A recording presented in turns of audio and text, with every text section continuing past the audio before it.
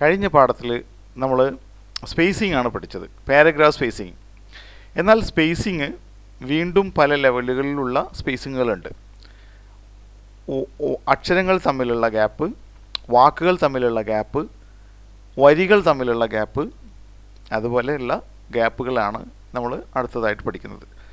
Document manage ചെയ്യാൻ ഇത് ഒരുപാട് സഹായിക്കും. ചിലതെല്ലാം വളരെയധികം സഹായിക്കുന്നതുമാണ്. ഉദാഹരണമായിട്ട് ഒരു അക്ഷരങ്ങൾ തമ്മിലുള്ള ഗ്യാപ്പിനെ നമ്മൾ ക്യാരക്ടർ സ്പേസിംഗ് എന്നാണ് പറയുന്നത്. ക്യാരക്ടർ സ്പേസിംഗ് ഞാനിവിടെ കാണിക്കും. ക്യാരക്ടർ സ്പേസിംഗ് അതായത് ഈ അക്ഷരങ്ങൾ തമ്മിലുള്ള സ്പേസിങ്. സാധാരണഗതിയിൽ അങ്ങനെ ഒരു ആവശ്യം വരുന്ന സമയത്ത് ഓരോ ക്യാരക്ടറിനിടയ്ക്കും സ്പേസ് ബാർ കൊടുത്തുകൊണ്ടാണ് ഇങ്ങനെ ചെയ്യാറാണ് പതിവ്. 2 സ്പേസ് ബാർ, ഞാൻ 2 സ്പേസ് ബാർ വീതം കൊടുക്കുന്നുണ്ട്. അപ്പോൾ ഓരോ അക്ഷരത്തിനും ഈ 2 സ്പേസ് ബാർ വീതം കൊടുത്തുകൊണ്ടാണ് ചെയ്യാറ്.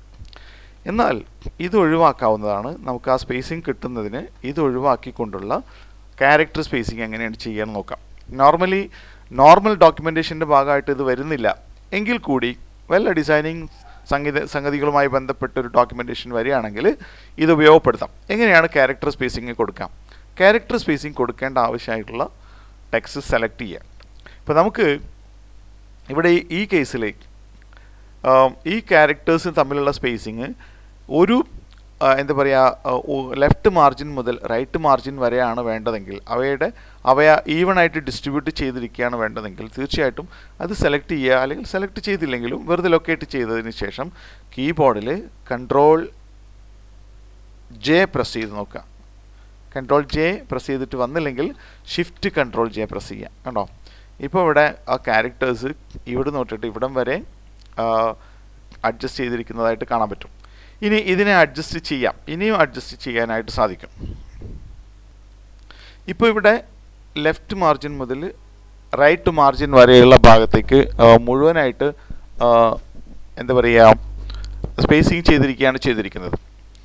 എന്നാൽ ചില സന്ദർഭങ്ങളിൽ നമുക്ക് ഇത്രയും സ്പേസിങ് വേണ്ട, കുറച്ച് സ്പേസിങ് മതിയെങ്കിൽ നമുക്ക് തീർച്ചയായിട്ടും ഇപ്പോൾ ഇവിടെ നിന്ന് ഇങ്ങോട്ടുള്ള സ്പേസിംഗ് ആണ് ആവശ്യമുള്ളതെങ്കിൽ ഈ പാരഗ്രാഫിൽ ലൊക്കേറ്റ് ചെയ്തതിന് ശേഷം, കർസർ ലൊക്കേറ്റ് ചെയ്യേണ്ടത് വളരെ പ്രധാനമാണ്.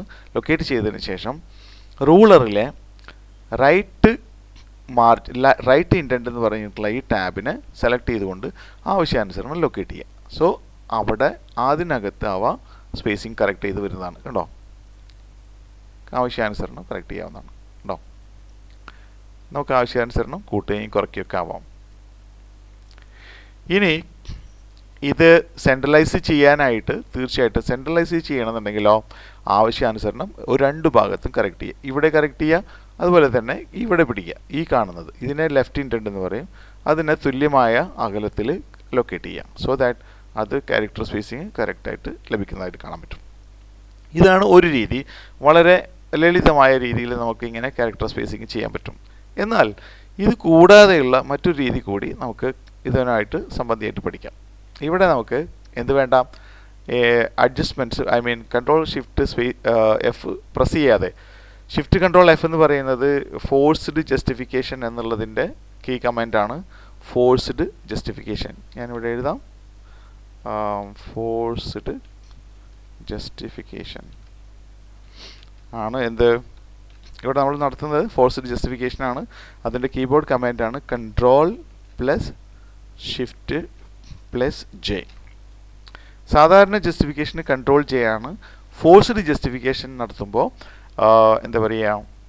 Shift+Ctrl+J ആണ്. ഇതിൻ്റെ മറ്റു ഉപകാരങ്ങൾ വഴിയെ നമ്മൾ മറ്റു പാഠങ്ങളിലും പഠിക്കുന്നതാണ്. അപ്പോൾ ഇതാണ് ക്യാരക്ടർ സ്പേസിങ്ങിനുള്ള മറ്റൊരു രീതി. ഇനി മറ്റൊരു രീതി കൂടി നോക്കാം. ഇവിടെ ഞാൻ സാധാരണ ലെവലിലേക്ക് കൊണ്ടുവരുന്നു. സാധാരണ ലെവൽ. ഇനി ഇതിനെ ക്യാരക്ടർ സ്പേസിങ്ങിന് മറ്റൊരു രീതിയിൽ നമ്മൾ സ്പേസിങ് കൊടുക്കാനായിട്ട് സാധിക്കും. അതെങ്ങനെയാണെന്ന് നോക്കാം. ഇതിനായിട്ട് സെലക്ട് ചെയ്യുക, ഡാറ്റ സെലക്ട് ചെയ്യുക.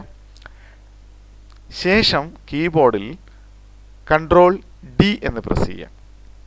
Ctrl+D എന്ന് പറഞ്ഞാൽ ഫോണ്ടിൻ്റെ ഡയലോഗ് ബോക്സിനാണ് Ctrl+D പറയുന്നത്.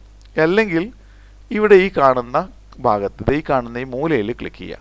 ഇവിടെ കണ്ടോ, ഫോണ്ട് Ctrl+D എന്ന് കാണിക്കുന്നത് കണ്ടോ. ഇവിടെ ക്ലിക്ക് ചെയ്ത് കഴിഞ്ഞാൽ ഫോണ്ടിൻ്റെ ഒരു ഡയലോഗ് ബോക്സ് നമുക്ക് ലഭിക്കുന്നതാണ്. ഈ ഡയലോഗ് ബോക്സിൽ അഡ്വാൻസ്ഡ് എന്ന ഭാഗത്ത് ക്ലിക്ക് ചെയ്യുക. അതിനുശേഷം ഇവിടെ കാണുന്ന സ്പേസിംഗ്, ക്യാരക്ടർ സ്പേസിംഗ് എന്നുള്ള ഈ ഭാഗത്ത്, സ്പേസിംഗ് എന്നുള്ള ഒരു ഭാഗത്ത് ഇവിടെ സെലക്ട് ചെയ്തതിനു ശേഷം എക്സ്പാൻഡ് ചെയ്യാം. അതിനുശേഷം നമുക്ക് ആവശ്യമായിട്ടുള്ള പോയിന്റുകൾ കൊടുത്ത് പരിശോധിക്കാം. ഞാനിവിടെ ഒരു 15 കൊടുക്കാം. അതിനുശേഷം എൻ്റർ കീ പ്രസ് ചെയ്യുക. അപ്പോൾ നോക്കുക, നമ്മൾ നേരത്തെ ചെയ്തിട്ടുള്ള അതേ ഉപകാരത്തിൽ തന്നെ കിട്ടി. ഇവിടെ ഒരു പോയിന്റ് ബേസ്ഡ് ആണ് ഇത്. ഈ അകലം നിയന്ത്രിക്കുന്നത് നമ്മൾ കൊടുത്ത പോയിന്റാണ്. ഇപ്പോൾ ഇത് 15 പോയിന്റാണ് നിൽക്കുന്നത്. ഇനി ഇതിനെ സെൻട്രലൈസ് ചെയ്യാനായിട്ട് തീർച്ചയായിട്ടും നമ്മളിവിടെ ഈ ബട്ടൺ ഉപയോഗിക്കാം, അല്ലെങ്കിൽ കീബോർഡിൽ കൺട്രോൾ ഇ എന്ന അക്ഷരം ഉപയോഗിച്ചുകൊണ്ട്, കൺട്രോൾ ഇ എന്ന കമാൻഡ് കോമ്പിനേഷൻ ഉപയോഗിച്ചുകൊണ്ട് നമുക്ക് തീർച്ചയായിട്ടും ഇങ്ങനെ നടത്താൻ പറ്റും. ഇതിൻ്റെ അകലം കുറയ്ക്കാനായിട്ട് ഇത് ഉപകാരപ്പെടുന്നതല്ല, കാരണം ഇതിനാലല്ല ഇത് നിയന്ത്രിക്കപ്പെടുന്നതെന്ന് അർത്ഥം. അതിനായിട്ട് കൺട്രോൾ ഡി പ്രസ് ചെയ്യാം.